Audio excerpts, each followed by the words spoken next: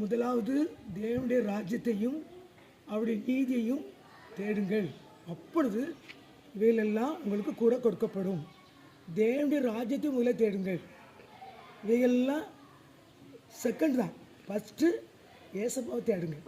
எது இருந்தாலும் இல்லாட்டாலும் நம்மளுக்கு நிம்மதி, சந்தோஷம், சமாதானம் தரக்கூடியவர் ஏசப்பா.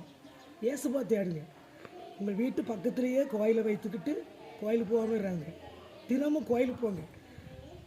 சண்டே மட்டும்தான் நீ சர்ச்சுக்கு போகணும், மற்ற நாள் போகக்கூடாதுன்னு கட்டாய சட்டம் கிடையாது.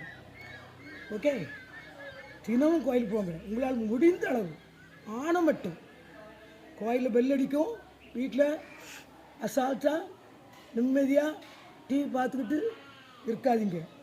ஏசப்பா பார்த்துட்டே இருப்பார். பெல் அடித்தோடனே யாருக்கு? வீட்டில் இருந்து தூங்குறதுக்கு இல்லை, கோயிலுக்கு போகிறது. கோயிலுக்கு போங்க. கிறிஸ்மஸ்னால நல்லா ஹாப்பியாக கொண்டாடுங்க. எப்போதும் ஹாப்பியாக இருங்க, மகிழ்ச்சியாக இருங்க. கிறிஸ்மஸ்னாலே ஹாப்பி தான், சந்தோஷம் தான். புத்தாடை மட்டும் கிடையாது, உள்ளத்தில் சந்தோஷம் இருந்தால் தான் எல்லாமே சந்தோஷம் வரும். சரியா? அதனால் புத்தாடை எடுத்தால் தான் சந்தோஷம் இல்லை. ஏழைகளுக்கு கொடுங்க. இந்த சிறியவர்கள் ஒருவருக்கு எதை செய்தீர்களோ அதை எனக்கே செய்துட்டேன் ஏசப்பா சொல்கிறார்.